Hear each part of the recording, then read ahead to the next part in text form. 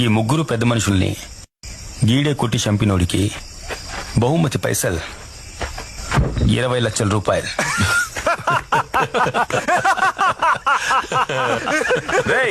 ఏడికొచ్చి ఏం మాట్లాడుతున్నావు? అన్నకాడ పైసల కోసం ఉన్నాను అనుకున్నావా? ఎన్ని సంవత్సరాలుగా ఉంటున్నానో తెలుసా?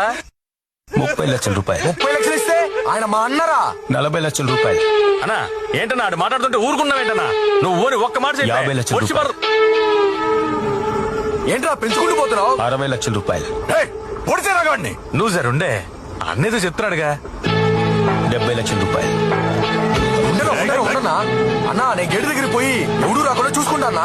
80 లక్షల రూపాయలు. 80 లక్షలా? రే జరగరా. ఇప్పుడు ఈ 80 లక్షలకి లాక్ చేద్దామా? ఇది ఫిక్స్. 80 లక్షలు సమంగా పంచుకుని వీళ్ళ సంగతి ఏంటో మేము చూసుకుంటామన్నా.